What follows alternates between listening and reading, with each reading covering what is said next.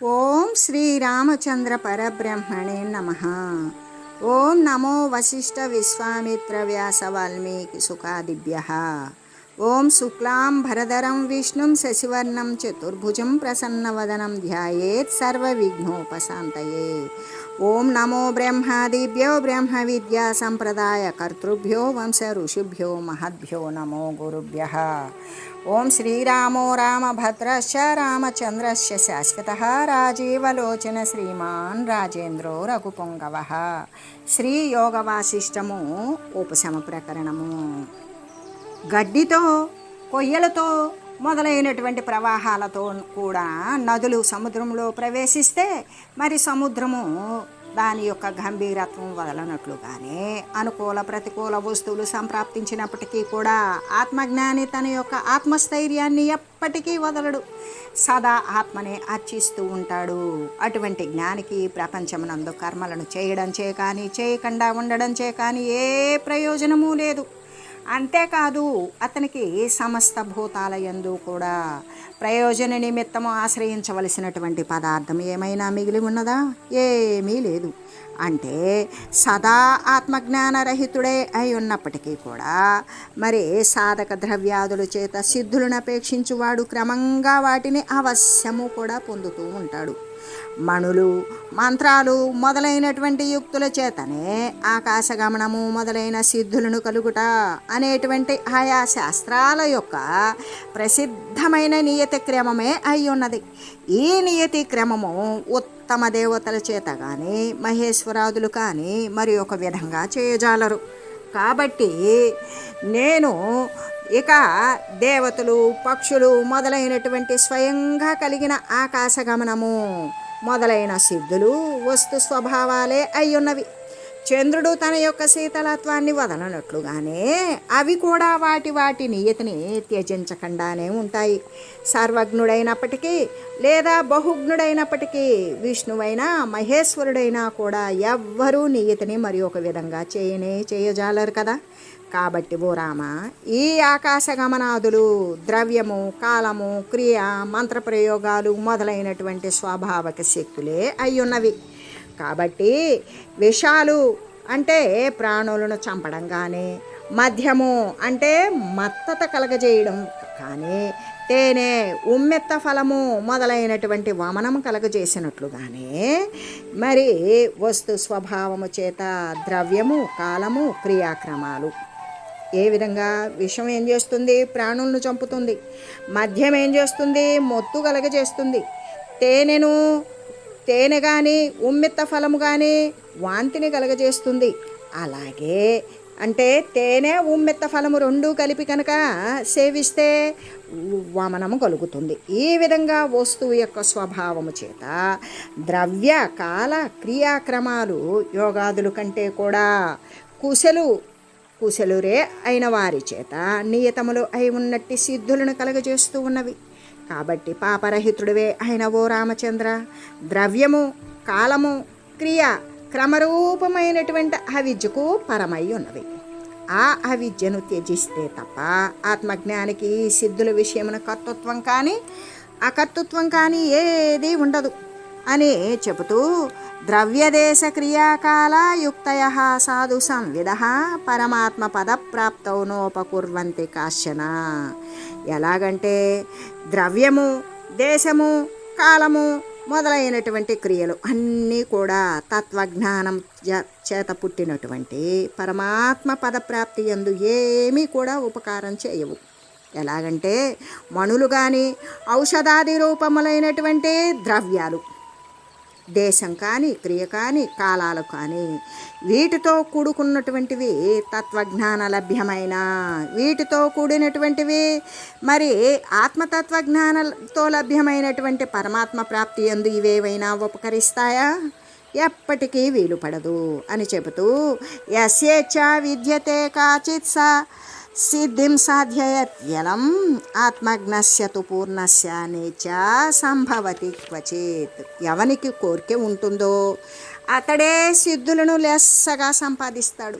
కానీ ఎల్లప్పుడూ కూడా పరిపూర్ణుడై ప్రకాశించే ఆత్మజ్ఞానికైతే ఏ కోరిక ఉండదు. ఎలాగంటే ఎవనికైతే కోరిక ఉంటుందో అతడే దాని యొక్క క్రియను చేసి ఆ సిద్ధిని లెస్సగా సాధిస్తాడు. పరిపూర్ణుడు అంటే పూర్ణకాముడైనటువంటి ఆత్మజ్ఞానితో, మరి ఆత్మజ్ఞానికైతే కోరికలు ఉంటాయా? ఉండవు. కోరిక అనేటువంటిది ఎక్కడా కూడా పుట్టదు అని చెబుతూ, సర్వేచ్ఛాజాల సంశాంతవాత్మలాభో దయోహి యః తద్విరుద్ధ కథం కస్మాదిచ్చ సంజాయతే నఘ. పాపరహితుడవకు ఓ రామ, కోరికలన్నీ కూడా శమించిపోయిన వాడికి, ఆత్మలాభోదయము అయినటువంటి వానికి దానికి విరుద్ధమైనటువంటి అల్పలాభాన్ని గురించినటువంటి కోరిక ఎక్కడ పుడుతుంది? అస్సలకు పుట్టదు కదా. ఏ విధంగా అంటే కోరికలన్నీ సంపూర్ణంగా నశించిపోయినవి. ఆత్మలాభం, ఆత్మ అనేటువంటిది లభ్యమైంది.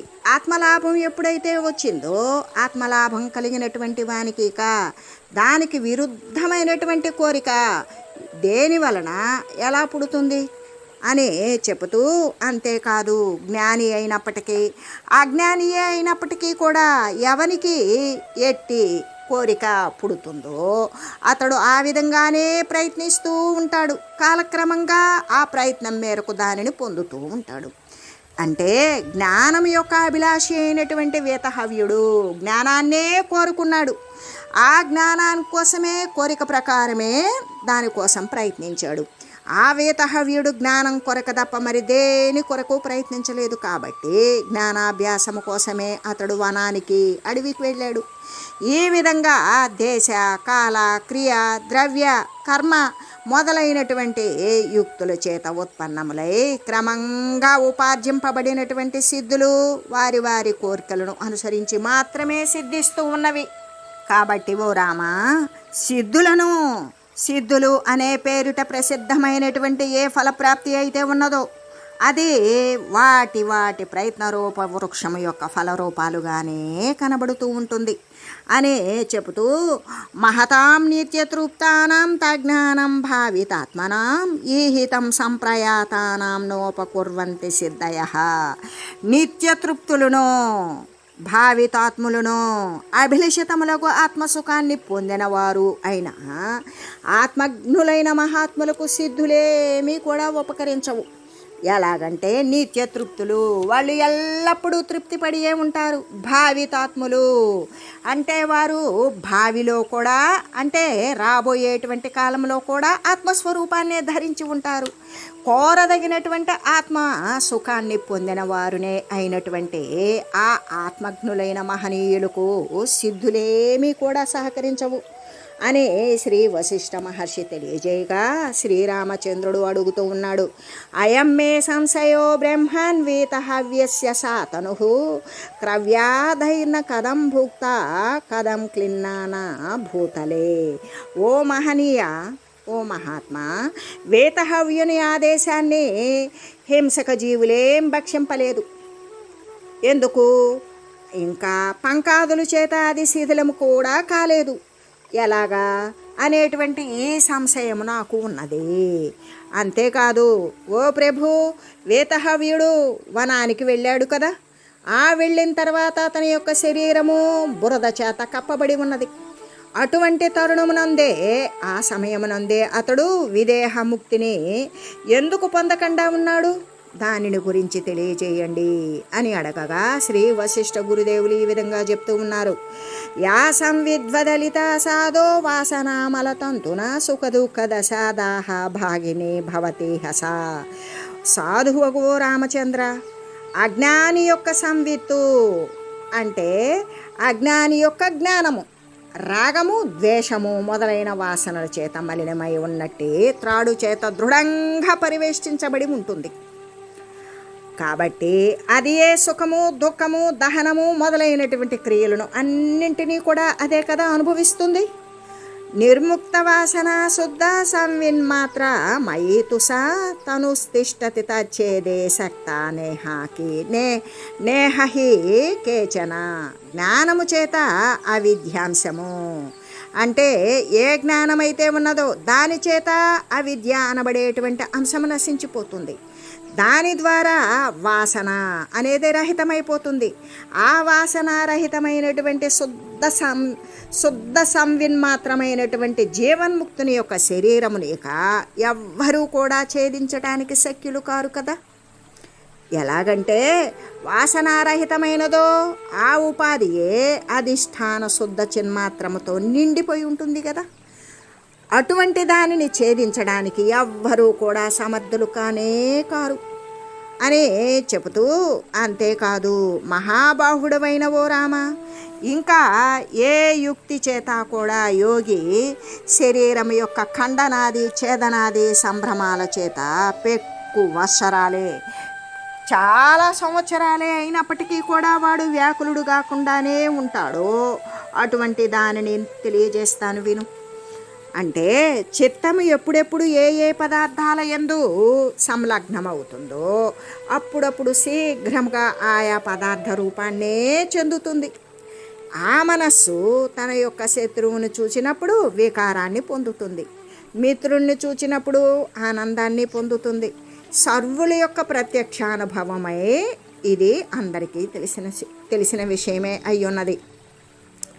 కాబట్టి రాగద్వేషరహితుడకు బాటసారి, వానికి దేని పట్ల కూడా ఇష్టము కానీ మరొక దాని పట్ల అయిష్టము కానీ లేనటువంటి బాటసారి వృక్షమును కానీ పర్వతాన్ని కానీ చూచినప్పుడు వాటి యందు ఇష్టము ఉండదు, వాటి పట్ల అయిష్టము లేకుండా ఉండడం పట్ల సర్వుల యొక్క అనుభవేక వేద్యమే అయ్యున్నది. ఈ విషయం కూడా మనందరికీ అనుభవమే. ఈ విధంగానే రుచి కలిగిన పదార్థముల యందు మనస్సు చపలమగుటం కానీ, నీరస వస్తువుల యందు కోరిక లేకుండా ఉండడం కానీ, కటు పదార్థాల యందు అయిష్టము అంటే చేదు మొదలైనటువంటి పదార్థాల యందు ఇష్టం లేకుండా ఉండడము కానీ స్వయంగా మనందరికీ కూడా అనుభూతమైనటువంటి విషయమే అయ్యున్నది కదా. కాబట్టి సమసంవిద్ధిలా సాధ్యే యద్యదాయతి దేహకే హింస్రచేత పతత్యాసు సమతామేతి తత్తదా.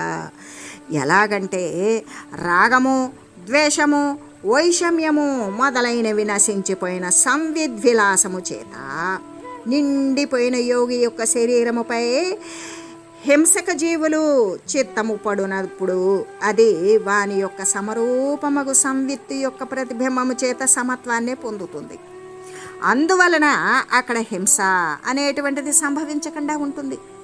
ఎలాగంటే రాగద్వేష వైషమ్యరహితమై ఇష్టము అయిష్టము ఎటువంటి వ్యతిరిక్తము లేనటువంటిది సమత్వముతో కూడి ఉన్నటువంటి చిత్తము చేత పరిపూర్ణమైన యతి యొక్క శరీరంపై వ్యాఘ్రము అంటే పులులు మొదలైన సింహాలు హింసక జీవుల యొక్క చిత్తము ఎప్పుడైతే పడుతుందో అప్పుడు అది ఆ యతి యొక్క నిర్మల చిత్తం యొక్క ప్రతిబింబం వలన శీఘ్రంగా రాగద్వేషరహితమైపోతుంది.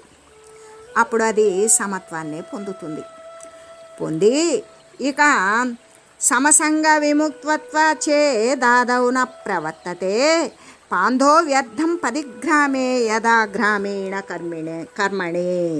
యాత్రికుడు కనుక మార్గమందల గ్రామ సమీపాన ఉన్నటువంటి వృక్షం యొక్క ఛేదనాది క్రియల యందు ప్రవృత్తుడు కానట్లుగానే సమరసి అయినటువంటి యోగి యొక్క సంసర్గము చేత ఆ హింసక జీవులు కూడా రాగము ద్వేషము నుండి విడివడిపోతాయి. అలా విడివడుట చేసి ఛేదనాదుల యందల ప్రవృత్తులు కాకుండానే ఉంటాయి.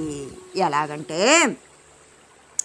రాగద్వేషములు అనేటువంటిది ఇప్పుడు బాటసారి ఉన్నాడు, అతను వ్యర్థంగా మార్గంలో ఉన్నటువంటి గ్రామం యొక్క వృక్షాలు లతాదులు ఛేదనాది కర్మల యందు వాడు ప్రవర్తిస్తాడా? వెళ్ళేవాడు వెళ్తాడు కానీ ప్రక్కనున్నటువంటి చెట్లు మరి మొక్కలు అవన్నీ పెరికివేస్తాడా? పెరికివేయడు. అలాగే హింసక జీవులు కూడా ఏం చేస్తాయి? సమదర్శి అయినటువంటి యోగి యొక్క సాన్నిధ్యము చేత అక్కడ ఒక సమత్వాన్ని వహిస్తాయి. ఎందుకు? వాటి యొక్క అంటే ఆ యోగి యొక్క సాన్నిధ్యము చేత రాగము నుండి ద్వేషాదుల నుండి విడివడిపోతాయి, వాటికి సమచిత్తత్వం వస్తుంది. ఇక అక్కడ వానిని చంపాలి తినాలి అనేటువంటి ఛేదనాదులు యందు అవి వాటి యొక్క బుద్ధి పోవు. అందుకని ఆ ఛేదనాదులు యందు అవి ప్రవర్తింపనేరవు. కానీ ఆ యోగి దేహ సమీపమున ఉండి మరి ఒక చోటికి పోయినట్లయితే ఆ యోగిని వదిలివేసి మరొక చోటికి పోయిన తర్వాత అవి తిరిగి మళ్ళీ తన యొక్క హింసక స్వభావాన్నే పొందుతాయి అని చెబుతూ, యోగి దేహ సమీపోత్తు గత్వా ప్రాప్నోతి హింస్రతాం యద్యద్భవతి తత్రాసు తథారూపం న సంశయ. ఎలాగంటే ఇంకా కూడా ఆ యోగి శరీరం వదిలి మరొక తావునికి ఎగిన తర్వాత అక్కడ వాటి యొక్క దోషము మొదలైనటువంటి ద్వేషాలతో కూడుకొని ఆ జంతుజాలం ఎలా ఉంటుందో ఆ రూపమైనటువంటి హింసా స్వభావము, వాటి యొక్క పూర్వ స్వభావము ఆ యోగిని వీడి దూరంగా వెళ్ళిన తర్వాత మళ్ళీ అవన్నీ కూడా శీఘ్రంగా అవశ్యం పొందుతాయి. కాబట్టి ఈ పై రెండు కారణాల చేత కూడా భూమి యందు పడి ఉన్న ఆ యొక్క వేతహవ్యని శరీరము సింహాలు కానీ, పులులు కానీ, సర్పాలు కానీ, తేళ్ళు కానీ ఇవి ఏవి కూడా ఛేదించబడకుండానే ఉన్నవి అని చెబుతూ, సర్వత్ర విద్యతే సంవిత్ కాష్టాలోష్టా ఫలాదికే సత్తా సామాన్య రూపేణ సంస్థిత మోకబాలవత్. అంటే మూగబాలుని లాగానే బాలుడు మూగవాడయ్యాడు అనుకో, వాడు ఎలా ఉంటాడు అంటే కాష్టము, లోష్టము, శిలాదులన్నింటి యందును, కాష్టము కొయ్యలలాగానే, లోష్టము మట్టిలాగానే, శిలాదులు రాళ్ళలాగానే వాటి యందు సత్తా సామాన్య రూపమున చిత్శక్తి ఉండే ఉన్నది.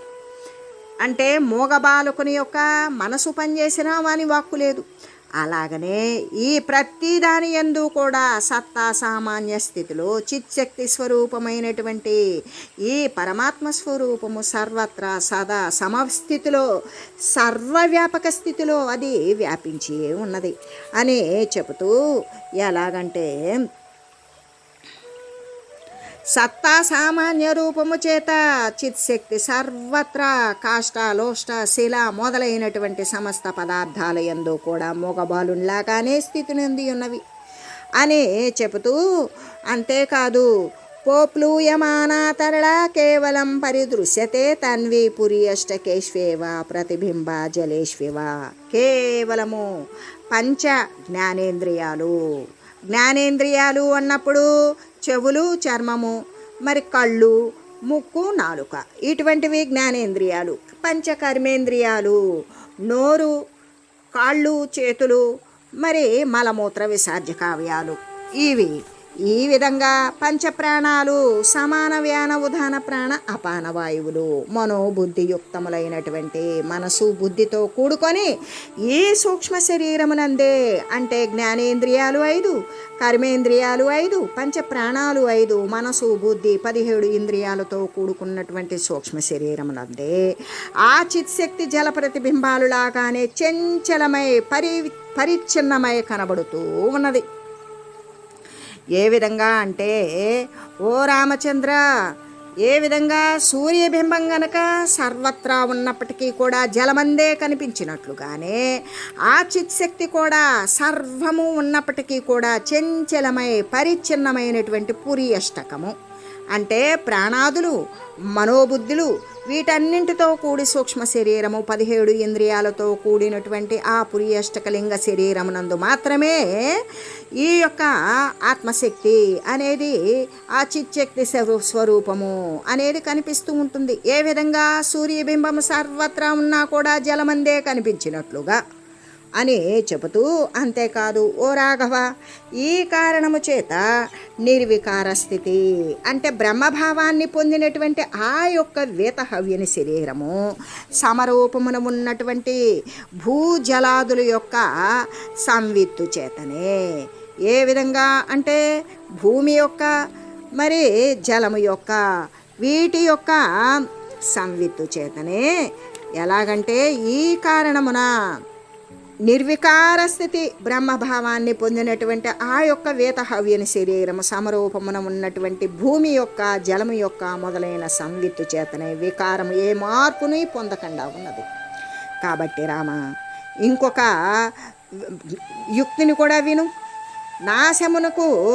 నాశమునకు కారణము ఏమై ఉన్నది? స్పందమే అయి ఉన్నది.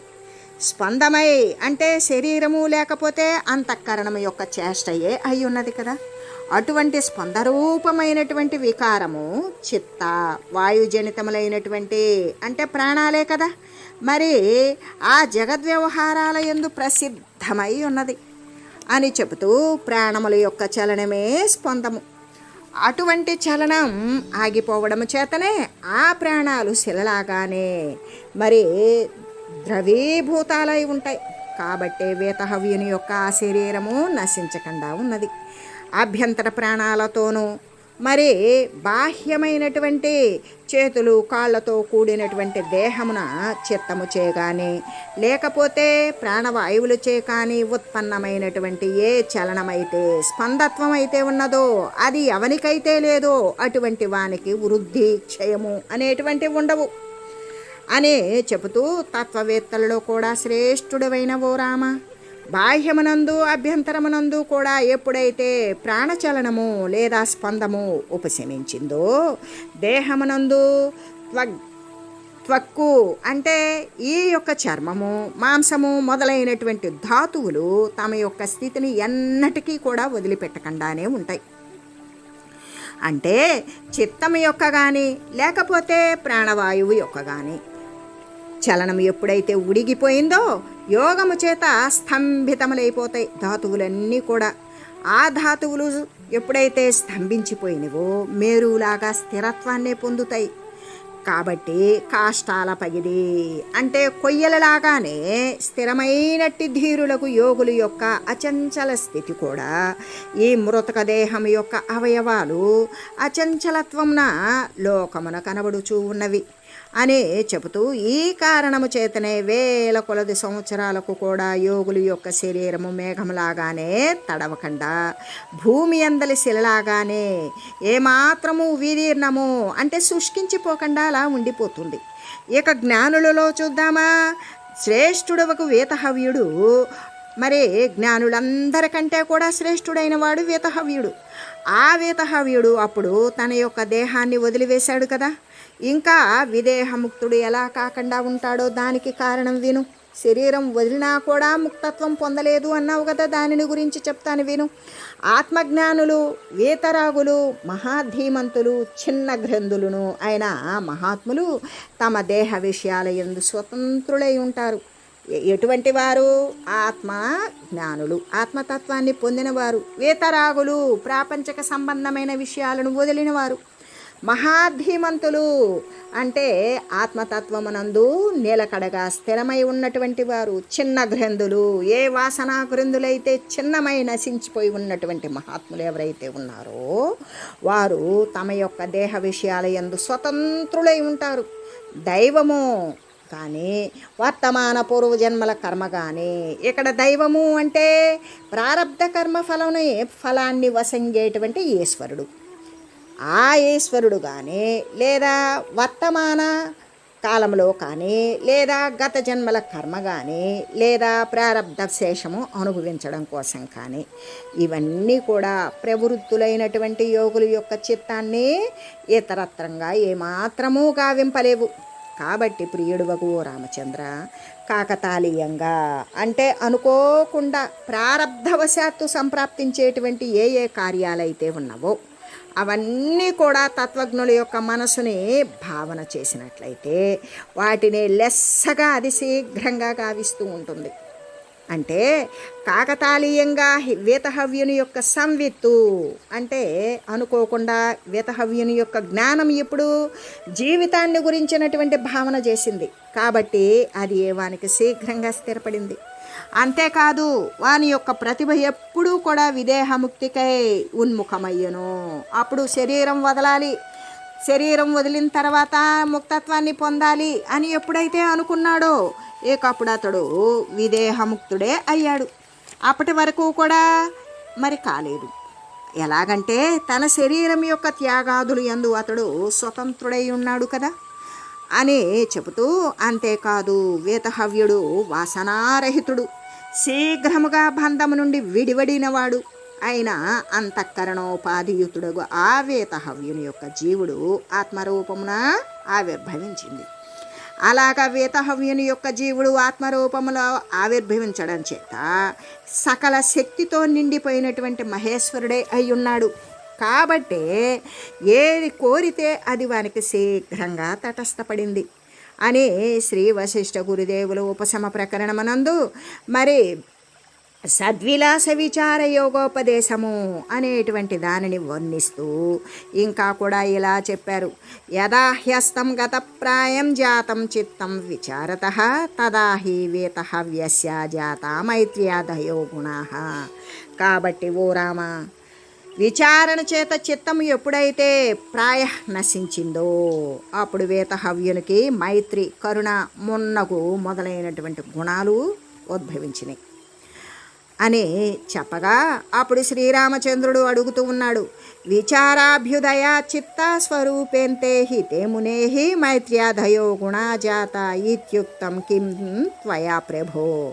ఓ మహనీయ, ఆయన యొక్క విచారణ చేత చిత్తము ఆత్మయందు లయించిపోయింది కదా, మరలా కూడా మైత్రి మొదలైనటువంటి గుణాలు ఉత్పన్నమైనవని తామెందుకు చెప్తూ ఉన్నారు అంటే, వక్తలలో శ్రేష్ఠుడు వగు ఓ మునీంద్ర, చిత్తము బ్రహ్మమునందు లయించిపోగా అప్పుడు మైత్రి మొదలైనటువంటి గుణాలు దేనికి కలుగుతాయి? లయించిన చిత్తానికా లేక అధిష్టానానికా? అంతేకాదు, అవి దేని యందు స్ఫురిస్తాయి? చిదాభాసును యందు స్ఫురిస్తాయా లేక బింబరూపమైనటువంటి చైతన్యమునందు స్ఫురిస్తాయా? ఈ విషయాన్ని నాకు తెలియజేయండి అని ప్రార్థిస్తూ ఉండగా, ఎలాగంటే బాధితమైనటువంటి మృగతృష్ణా నదికి శైత్యము మొదలైనటువంటి గుణాలు ఉండవు కదా అని తాను అడగగా అప్పుడు శ్రీ వశిష్ఠ గురుదేవులు ఈ విధంగా చెప్తూ ఉన్నారు. ద్వివిధశ్చిత్తనాశోస్తి స్వరూపో రూప ఏవ చ జీవన్ముక్తః స్వరూపః స్వాధా రూపో దేహముక్తిజః. ఓ రామ, స్వరూపమని అరూపమని చిత్తనాశము రెండు రకాలున్నవి. చిత్తము రెండు రకాలుగా నశించిపోతుంది. అదేంటి? స్వరూప నాశము లేదా అరూప నాశము అనేటువంటి చిత్తనాశము రెండు రకాలుగా ఉంది. అందులో జీవన్ముక్తునిది స్వరూపము, విదేహముక్తునిది అరూపము అవుతుంది అని చెబుతూ, ఎలాగంటే చిత్తనాశము అనేటువంటిది రామచంద్ర రెండు రకాలని చెప్పుకున్నాం కదా, ఒకటి స్వరూపము, ఒకటి అరూపము. అందు స్వరూప చిత్తనాశము జీవన్ముక్తునికి ఉంటుంది, అంటే జీవించి ఉండగానే ముక్తి చెందినటువంటి వానికి. అరూప చిత్తనాశం ఎవరికి ఉంటుంది? విదేహముక్తునికి ఉంటుంది, అంటే శరీరము వదిలిన తర్వాత ముక్తత్వం చెందటం అనేటువంటి విషయాన్ని గురించి తెలియజేస్తూ, చిత్తసత్తేహ దుఃఖాయ చిత్తనాశ సుఖాయుతు చిత్తసత్తాం క్షయం నీత్వా చిత్తం నాశముపానయేత్. ఈ ప్రపంచమునందు చిత్తసత్తయే దుఃఖాన్ని కలిగిస్తుంది, చిత్తనాశమే సుఖాన్ని కలిగిస్తుంది. కాబట్టి ఈ చిత్తసత్త నశింపజేసి చిత్తనాశమే చేయాలి అని చెబుతూ, ఎలాగంటే ఈ ప్రపంచమునందు చిత్తసత్త ఉన్నది కదా, ఆ చిత్తము ఎప్పుడు కలిగి ఉంటుందో అది దుఃఖాన్నే కలిగజేస్తుంది. చిత్తము ఎప్పుడు నశించిందో అది సుఖాన్నే వదవజేస్తుంది, అంటే పొందింపజేస్తుంది. కాబట్టి చిత్తము యొక్క సత్తను అంటే దేహాత్మ భావన ఏదైతే నశించిపోయిందో ఆ నశింపజేసేటువంటి చిత్తాన్ని నశింపజేయాలి. ఏ విధంగా? దేహాత్మ భావనతో కూడినటువంటి చిత్తసత్త ఏదైతే ఉంటుందో దాన్ని నశింపజేయాలి, అంటే చిత్తాన్ని నశింపజేయాలి అని చెబుతూ, మలిన వాసనాజాలము చేత వ్యాప్తమై జన్మ సమూహానికి కారణమైనటువంటి మనస్సే ఉనికి కలిగి ఉన్నదని, అదే దుఃఖాన్ని కలుగజేస్తుందని నీవు తెలియాలి. ప్రాక్తనం గుణ సంభారం మమేతి బహుమన్యతే యత్తు చిత్తమతత్వజ్ఞం దుఃఖితం జీవ ఉచ్యతే. అనాది అయినటువంటి అభేదాధ్యాసము చేత సిద్ధించినటువంటి దేహేంద్రియ విషయాదుల ధర్మాలను ఇవి నావి అని ఎంచి దుఃఖము పొందేటువంటి యజ్ఞచిత్తమునే జీవుడు అంటారు. అంటే అనాది అధ్యాస సిద్ధ దేహేంద్రియ విషయాలు మొదలైనటువంటి విషయాలు పదార్థ సమూహము ఇది నాది అని అభిమానించటం ఏదైతే ఉంటుందో అది తత్వజ్ఞాన శూన్యమైనటువంటి కాబట్టి ఇక దుఃఖముతో కూడి ఉన్నటువంటిది కాబట్టి ఏ చిత్తమైతే దుఃఖముతో కూడి ఉంటుందో అదే మరి జీవుడు అని చెప్పబడుతూ ఉంది అని తెలియజేస్తూ ఓం మంగళం శ్రీ గురుదేవాయ మహనీయ గుణాత్మనే సర్వలోక శరణ్యాయ సాధురూపాయ మంగళం. ఓం మంగళం కోసలేంద్రాయ రామాయ రామభద్రాయ చక్రవర్తి తనూజాయ సార్వభౌమాయ జానకీ వల్లభాయ శ్రీరామచంద్రాయ